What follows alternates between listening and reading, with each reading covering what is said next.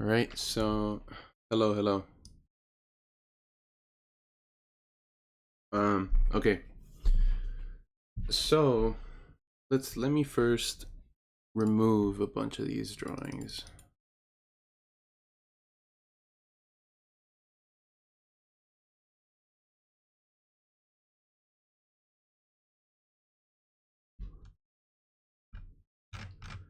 All right.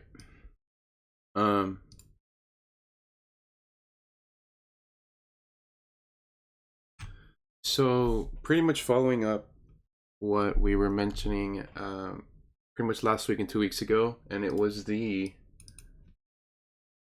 development of a cause that led to an internal structure break, which led to a kind of a discount, more so equilibrium, which led to taking out previous liquidity. So as we could see, we mentioned this reaction last week, but what I want to pretty much cover today is the fact that we took out previous liquidity here,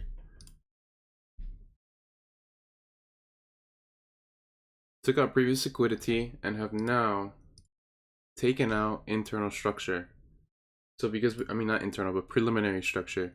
And because we have taken out preliminary structure, we can start to opinionate a type of liquidity grab beginning to form, even though our structure is still bullish. But the reason why I'm favoring that, okay, what is this? All right, what is this doing?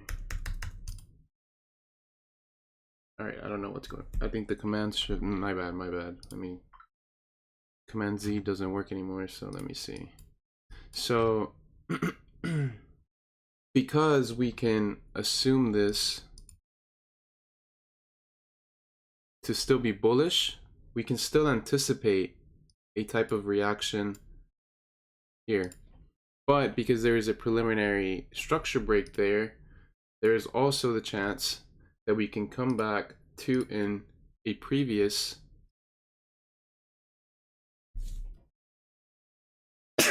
excuse me, come back to a previous point of reference, turbulence point, internal turbulence point. But the only way for me to favor this is if we have any type of strong transition, because in order for us to come back up here, obviously from a minor intraday perspective, we need to be bullish. So if we are bullish, right, I would need a type of scalp bearish move based on any type of reaction, whether it be inefficiency here, inefficiency here, or inefficiency here, a reaction to give me that bias to the downside. So it's all about, for me, whichever one hits first, because if we hit the bottom POI first and we show a bullish transition because we are bearish coming into the POI, then I can justify at least a short-term move to the upside. Whereas if we come up here, right, I wouldn't probably try to hedge here, but I would more so be convinced of the bearish bias if we get a bearish transition up here. Why? Because if we get a bearish transition, then we get a solidified high, making it unwillingness based on this high. And if we then lead to take out the previous low, then that is a bearish liquidity grab based on this previous high, because keep in mind we are still fully bearish. So it's now just a matter of, are we going to be bullish? Are we going to be bearish? I'm not so convinced just yet. I would prefer to see which reaction we go, because then based on whichever reaction occurs, we will either take out previous high, previous low, and whichever high and low is taken, then we can or pretty much have a bias for the next at least month per se, because our monthly is coming to a close next week, I believe. Yes, next Tuesday. So we're a week away from the ending of not only this month, but the end of Q3. I mean, I'm sorry, not Q3, but the end of the second month of Q3. So with that being said, if we close very bullish, right, next candle is going to be very crucial in terms of how our 3-month will close, and that will pretty much dictate the bias for the rest of the year. I would really like to see that bearish bias occur, because we will have pretty big targets to aim for. But either way, if we do transition higher, whereas if we take out the weekly POI that we mentioned last week, then we have, you know, a lot of room to the upside. So it's not necessarily favoring one over the other, but the only reason why I slightly do is because of the overall structural range intact, and because of the strong momentum, weak momentum. Okay, what is... All right, I don't know why this is not working.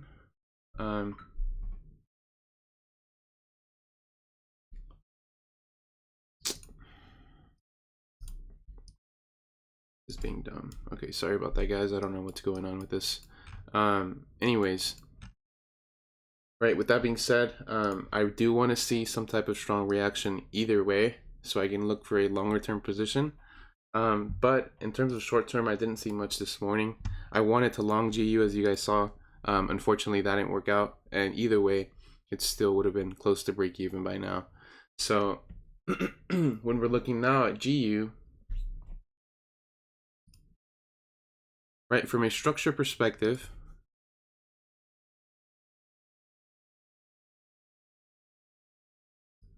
right, still bearish. No reason to really still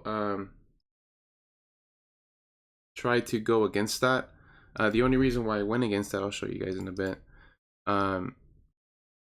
was, I'll show you guys in a bit, but anyways, we are still bearish based on this reaction here. However, right, obviously our target being previous low.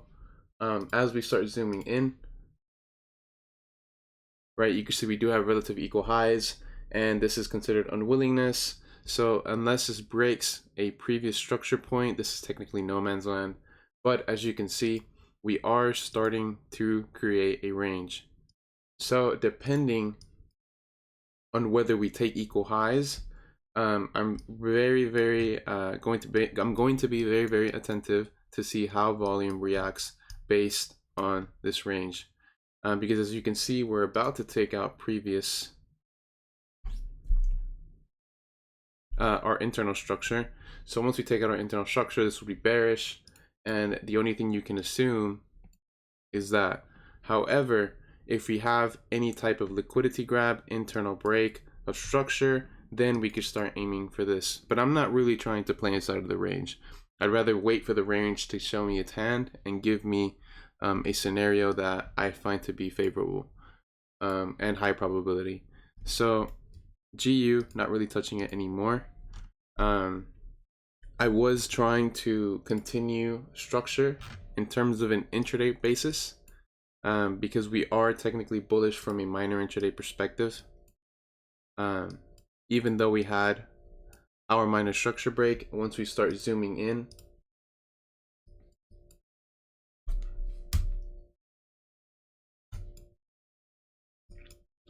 right, as I was seeing price develop here, right, I noticed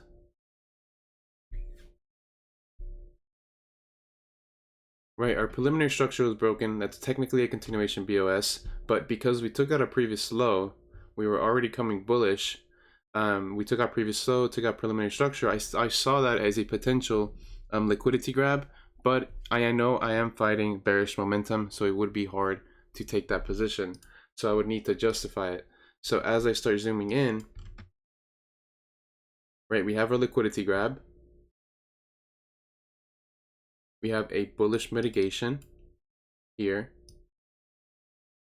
right? So even though that took liquidity, this then led to takeout or to create a minor pullback and then a push to the upside. So when I saw this being the pullback of high-low retracement, unwillingness, potential reversal, and I was anticipating pretty much a reaction from here. So as soon as this reaction took out scalp structure, that was break even. Unfortunately, that then led to another liquidity grab, and then this became very sloppy, not something I would want to trade. So due to that, I just stayed away, took my break even, and that's fine. But as for, you know, like I said, with dictating the following bias, I don't really want to give a bias right now. I'd rather wait for the range to give its hand, to show its hand and present to us a high probability scenario. As for AU, this one, right, we mentioned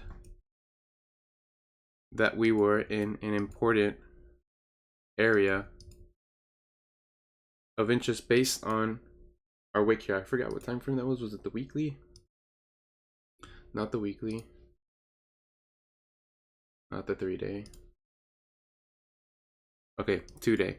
So as you can see, we are starting to bounce, and although this is still a very strong bullish move in terms of intraday, our overall is still bearish. But it's a bit hard for me to want to sell here without proper justification. Why? Because we are so overextended. And we've bounced off a very high probability, or not off a high probability, but we bounced off a very big POI in terms of where we found it, which is a 2-day. This could easily start to give, you know, a type of reversal, and they would pretty much confirm a medium-term bullish bias to at least back probably into the range. So I really want to see what happens once we return into the range. It's also a weekly inefficiency fill, and then go from there, right? Because like we said, if we do take this previous low out, then this is now unwillingness based on high-low retracement. So pretty much from here, I do want to see what happens tomorrow. And it is Wednesday, we could see a reversal, who knows. But I do want to see how we react from a previous turbulence point.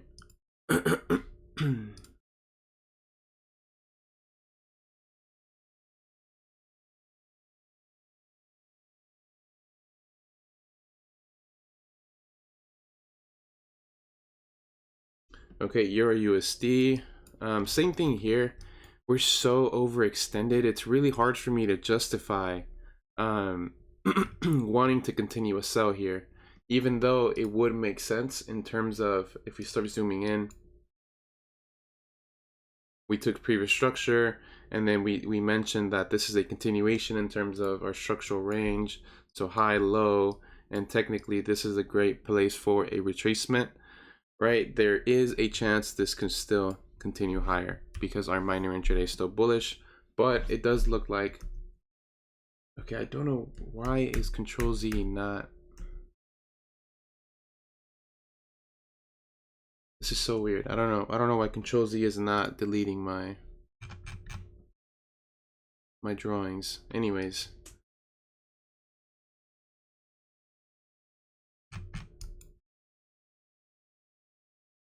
right, so this is where we're reacting from currently.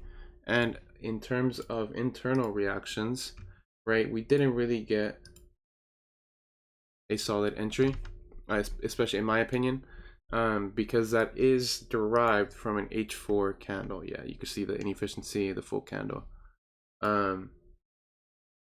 But in terms of our internal structure, I would like to see if the bearish bias is going to sustain itself. We need that to break, and I would maybe anticipate this best case, so we can continue lower. I'm sorry, not there. That's pretty much what makes the most sense in terms of continuation bias. But if we look at our daily,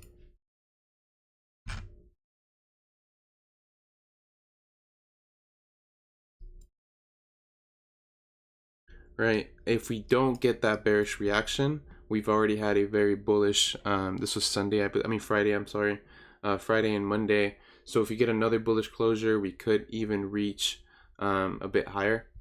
But for the most part, I don't really want to add to this because we're so overextended from an overall perspective. So I would want to see a very important structural point being taken out, so that then I can justify another re-entry. But yeah, with that being said, I mean, DXY looks like it wants to continue higher unless we get this reaction. And that pretty much dictates the bias for the other three pairs per se. So do you guys have any questions?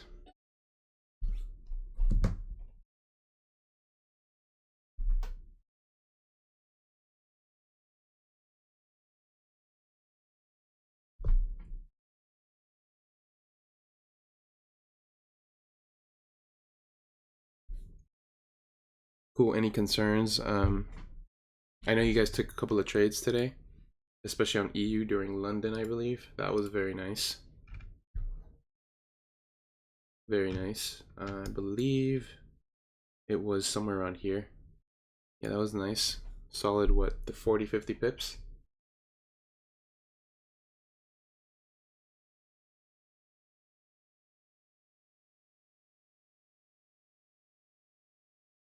And we have 29 people today? Wow. Cool. Does anybody have any questions, concerns?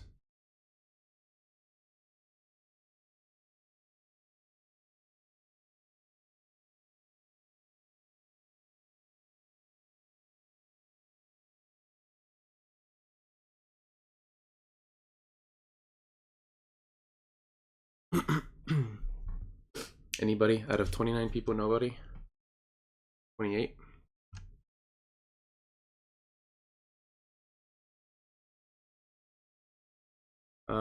I've never really studied anything like that. No, I don't study any of that, so I wouldn't know what to tell you there. If there is a theory saying that the market needs to clear a higher low of session, what is that backed by? What is the what so it's a theory, right? But what is it backed by?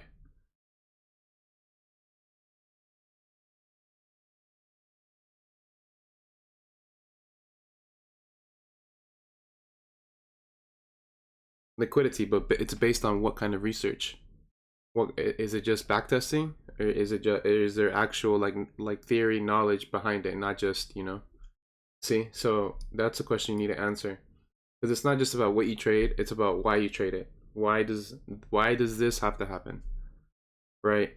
So for example, when you're trading a model, why does a model work? Because you've seen the scenario work before, and it makes sense from a liquidity, order flow, structural perspective, and that's why it sounds, you know?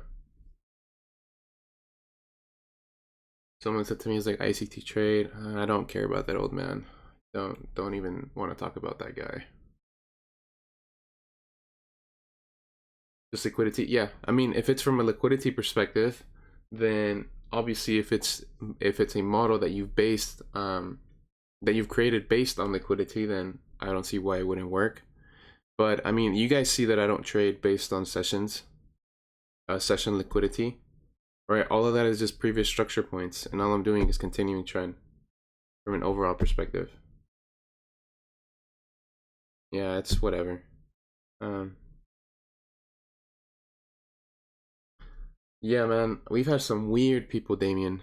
I never brought this up, but this was like a year ago. I'm not gonna say his name, but he was like a mentor that used to be in IML, and he used his mom's papers to sign up with RCB, and he was trying to use that to get our material. I thought that was pretty funny. Could you check out UJ? Yeah, I got you. Let's see. This is Juan's pair. Okay, what do you see?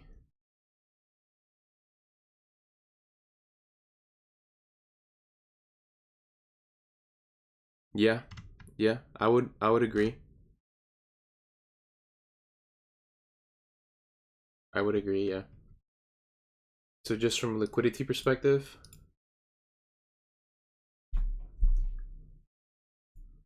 liquidity's taken, internal liquidity grab here. Internal liquidity grab, right? Although, right, this has now created a bearish push. We did clear previous, I'll just do the whole leg. Previous structure was taken here, right? This then took out preliminary structure, signaling a bearish liquidity grab here, signaling unwillingness. So when you zoom in, right, the bias is bearish. We have our preliminary leg, high, low, retracement, internal structure break, high, low, retracement, preliminary structure break, high, low, retracement, continuation. So this is pretty much my invalidation in terms of bias.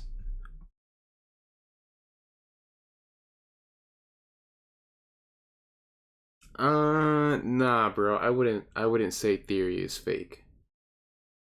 No, I would not agree with that at all.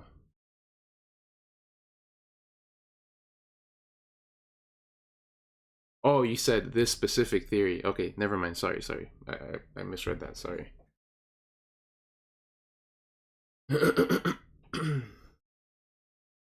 Yeah, I don't. It doesn't matter, bro. Yeah, it's not something I trade.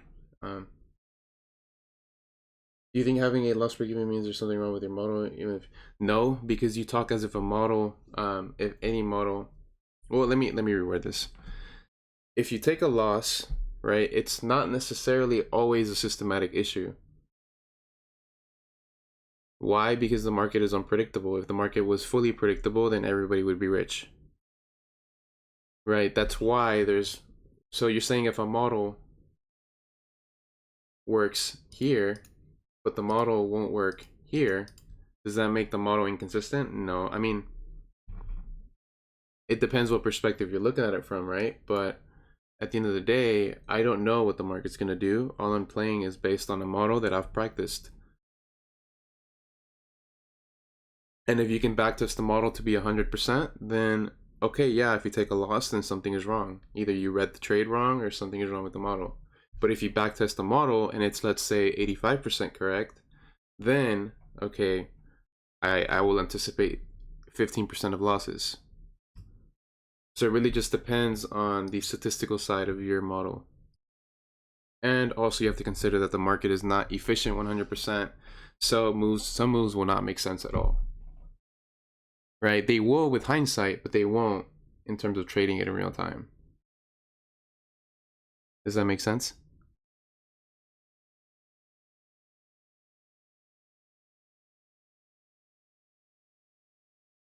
I mean, if you're gonna think about it like that, you can only ever assume why the trade went wrong, not an absolute answer. That just ties back to what I just said.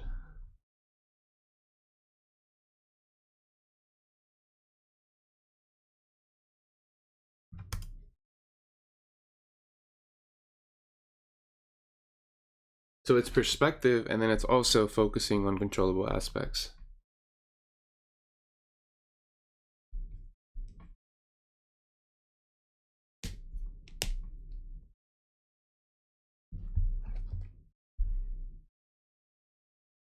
But yeah, any more questions?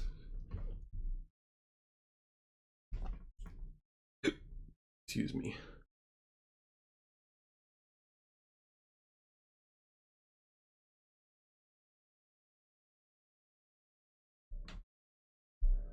Well, what can you do about it, bro?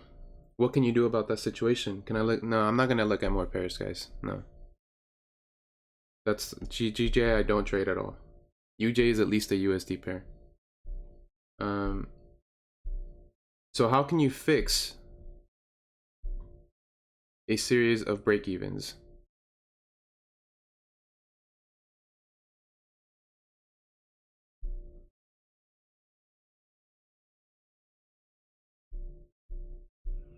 Yeah, because if you're breaking even consistently, then either the direction is wrong, you're not using a model, maybe your model needs some altering, or you're not scaling out at all.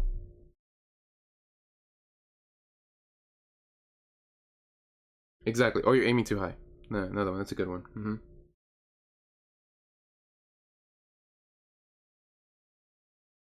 Because it's not about coping with, I mean, if I take a break, I took a break even today, it's whatever, bro. It's what you want me to bitch about it for the rest of the day, be sad about it for the rest of the day? No, like that's not rational. Recording in progress.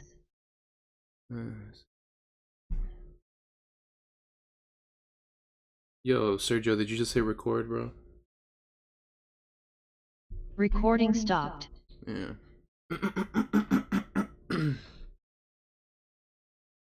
How do you enter considering the spread of the paradia?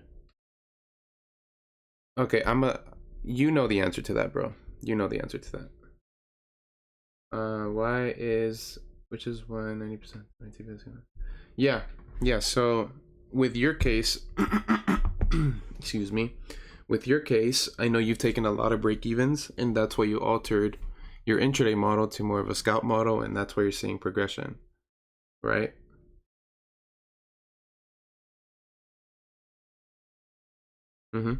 Yep. Maybe you can fix some partial TP. Yeah, that's why it just varies on how you scale out. Because if you're taking a bunch of break-evens and you're taking commission losses, then something is wrong. It's not about coping with your loss, it's about figuring out what's going wrong.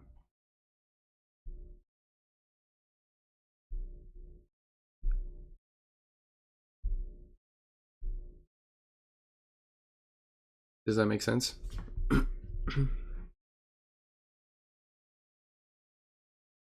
Cool, so when it comes to your break-evens, do you understand why they broke even?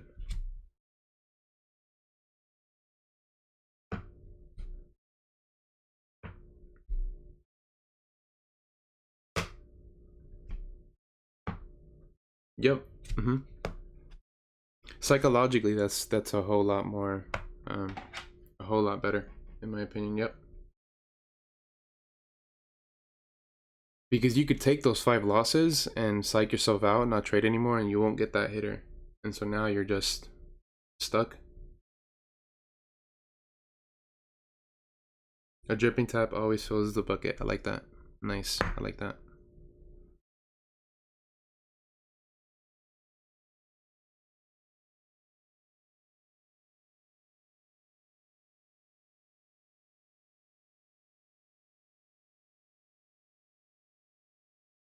Also, has anybody in here ever used a whoop? Do you guys know what whoop is to begin with?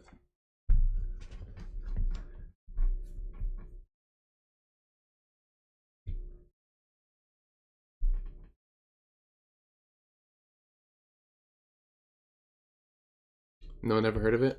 A whoop? Let me see.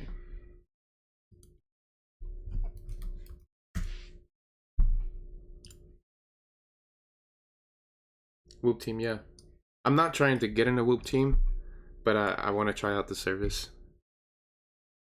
Like the burger? What do you mean? Like the burger? I've never heard of whoop burger.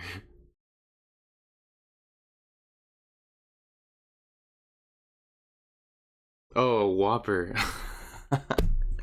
No, bro, it's not a Whopper. It's a whoop.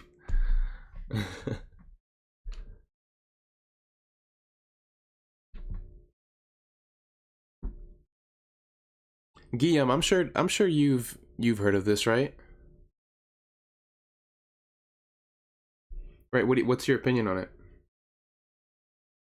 I don't like the subscription part of it, right? That's the only thing I dislike. But I like the analytical side of it. Never used? Okay. I might try it out. I think it's pretty cool. And it records almost any type of sport from like jujitsu to biking to swimming to wrestling, to gym sessions.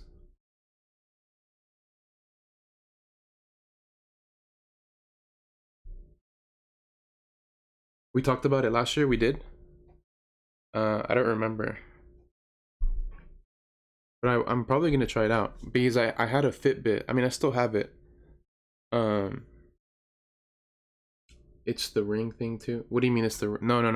The ring that's this. The ring thing is this.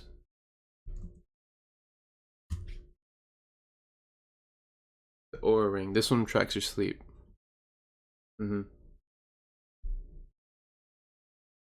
Yeah, I see a lot of people with these.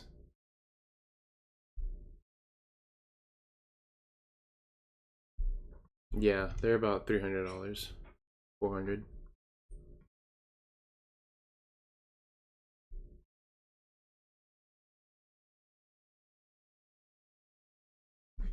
Yeah, these are cool. I like these because they're super lightweight as well, and there's no screen, so the battery lasts like 5 days. But yeah, this pretty much tracks your sleep, your recovery, your workouts, how much you've recovered, how much strain you've put on your body, analytics. This is pretty cool. Yeah. And Apple Watch does that too, but the thing I don't like about Apple Watch is that it doesn't track your sleep.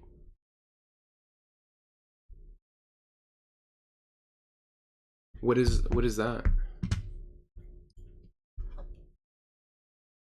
Xiaomi Mi Band.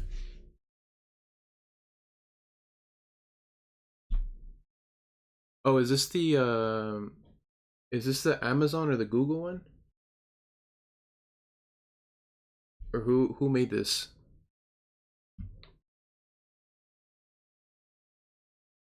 Can it track gym workouts? Yeah. The info I heard is very accurate. I heard it's very accurate. Like for example, if you're really trying to get into like you're trying to do you're trying to get a lot of detail, then I heard this is a way to go. But I heard it's excessive detail. Oh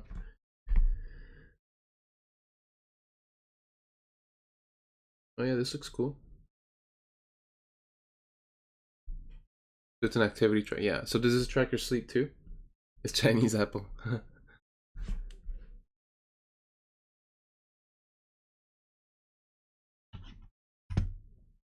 Oh, it tracks everything? That's cool.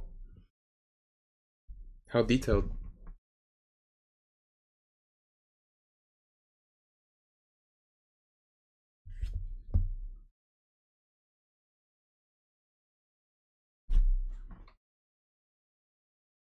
The Huey Fit Watch. How is that going for you?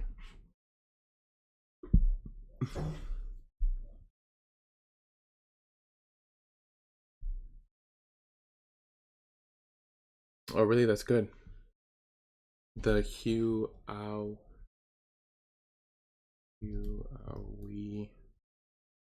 Fit Watch.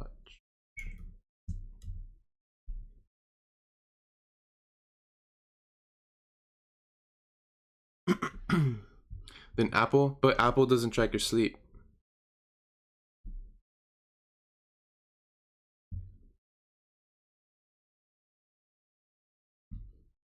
Oh, is this the no, never mind. This looks cool.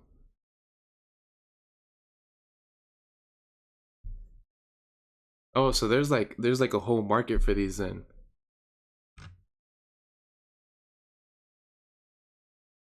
I see.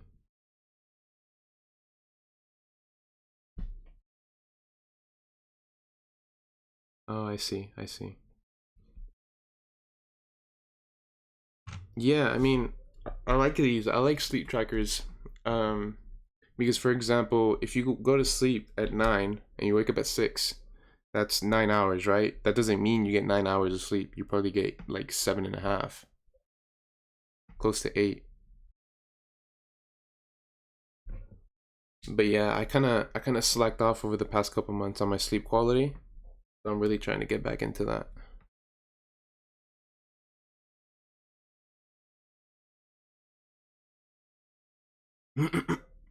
Because I had a little kind of like, I don't want to say like a series of thoughts. I don't want to say like a whole conversation.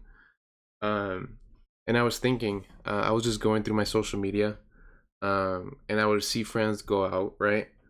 Um, and I would think, do you work hard on weekdays so that you can go hard on weekends, or do you work hard on weekdays so you can reward yourself on weekends, right? And so it's kind of like a balance thing, because if I see somebody, for example, if they work hard in the gym, work hard at work, work hard at everything Monday through Friday, and then Saturday you're going out to the club, you're getting stupid messed up, you're sleeping really late, right? And then doing the same thing on Sunday, then that means that you work for your weekend, and now you're trying to play catch up during the weekdays. Whereas if you work hard on weekdays, and on weekends you maybe have a little drink, or go out, not stay out too long, then you've rewarded yourself um for working hard on the weekdays. So now you could start over and keep rinsing and repeating. So I caught myself in a type of cycle where I wasn't rewarding myself in the weekends. I was taking advantage, and I was essentially working for my weekends per se. So once that got me thinking, I'm like, okay, I need to get back on my sleep routines. I need to get back on this, and this. I sleep 4 to 6 hours max. My sleep is really bad always when, so I try to fix it. Yeah, I mean, the thing about you, Damien, like, I know people that they just procrastinate and they don't work enough. You work way too hard, in my opinion. Way too long. I don't want to say way too hard, way too long. So I don't know how that happens. Like, honestly, I wish I had that habit. Like, that's a different hustle mentality, in my opinion. But yeah, you need your sleep, bro. You need your sleep. Are you into regular watches? Yeah. I'm actually I'm learning how to create custom pieces.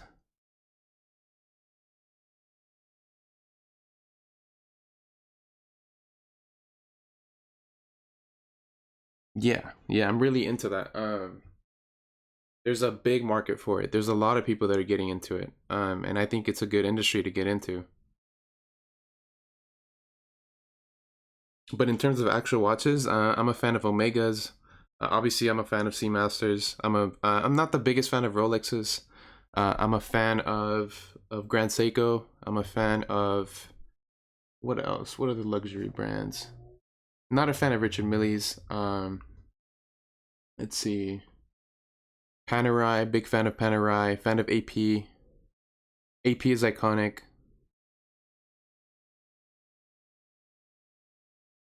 Iced out? No. No. Yeah, no, not iced out. Yeah, I'm into watches, but like, something that triggers me like a lot is when somebody says they buy a watch as an investment. I think that's dumb, because if you're buying retail watches, right, and you are caught reselling, then let's say AP catches you selling like a couple of your retail watches, then they're gonna ban you.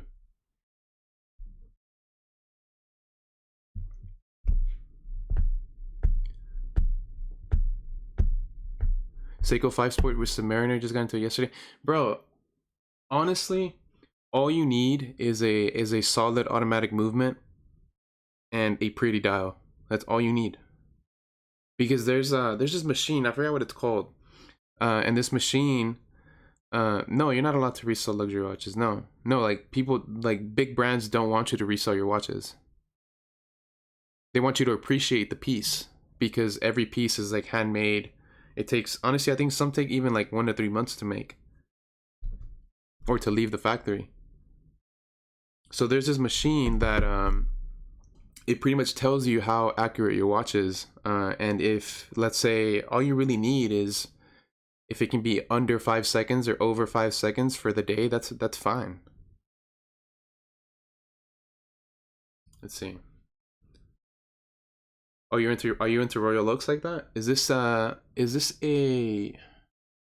quartz piece, or is this an automatic piece?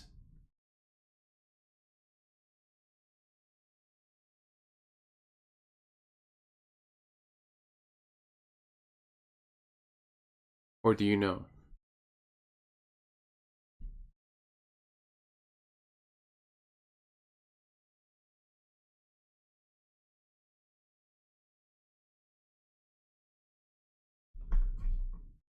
All right, cool. Not gonna answer my question. That's cool. So watch ups. Oh, watch. Yeah. Yes, that's called being an authorized dealer. That's what that's called, being an authorized dealer. I know barely nothing. I recommend you to learn, bro. I don't like. I mean, I'm just super detailed with a lot of stuff that I do, like watches, even colognes now. Like, I'm starting to get really into colognes.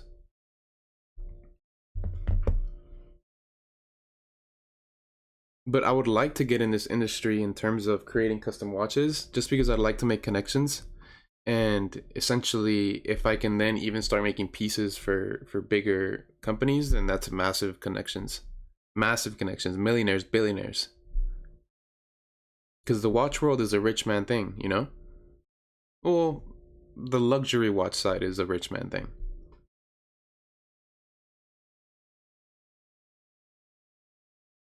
My favorite cologne right now, I would say the Mont Blanc Explorer right now.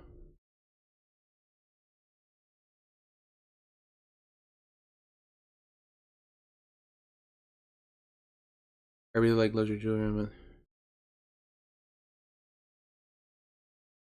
You want to, oh, you're gonna make jewelry? So the cool thing about jewelry and anything like that, the margins are massive. See, like a $5,000 jewelry piece did not cost anywhere near $5,000 to make.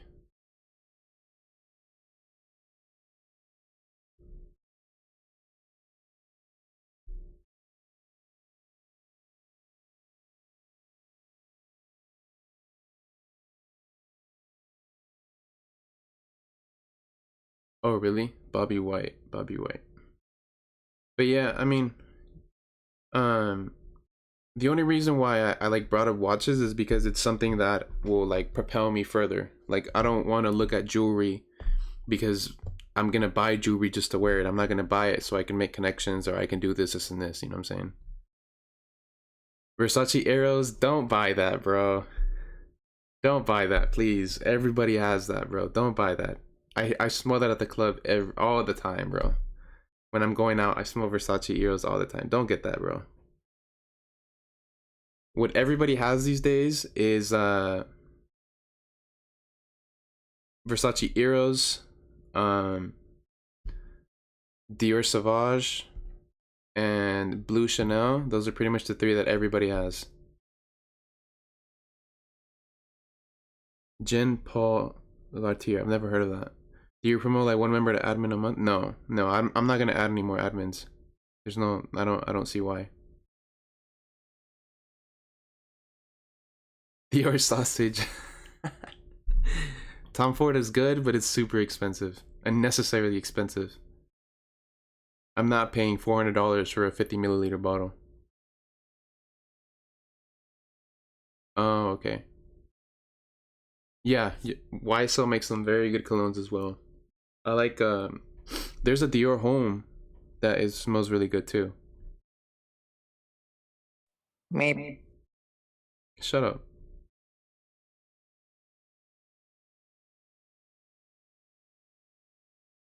Yeah, you see Sergio's quiet because he knows nothing about this.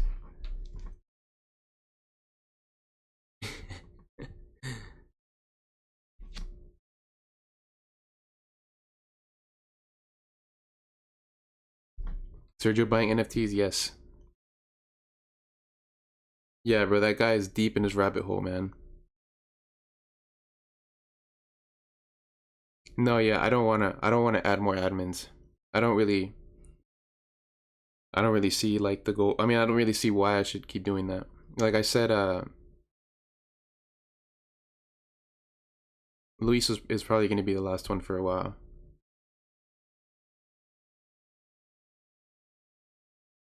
Oh, but yeah, so I start school tomorrow. So like probably starting tomorrow, I need to edit the I need to edit all the what's it called? I need to edit a lot of stuff with process. Like I'm not gonna be able to answer DMs just casually anymore. So everything has to be like super organized. Either if you want feedback from me for free, that is gonna be through journals on weekends, and I will only accept journals Fridays and Saturdays because I'm having people message me on Monday and Sunday sending me journals. I'm like, no, just no. It's not that hard of a thing to do. It doesn't take you long to make. I need them on Friday or Saturday because then it's at my expense, you know? So with that being said, that'll be the main way to get my feedback, just because I need to focus on school, I need to focus on my trading, I need to focus on my projects, everything that I need to do. But yeah, and if you want to actually, you know, like have a session with me, then there's always one-on-ones available for the people that are past phase 3. But other than that, I'm not going to be answering, hey bro, can you check this markup out? Hey bro, what do you think of this? No, I'm not going to be answering that.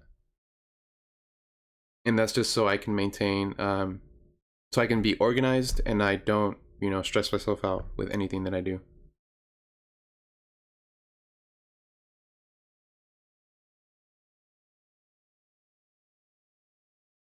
But yeah, with that being said, I'll probably see you guys on Friday and we'll pretty much go from there.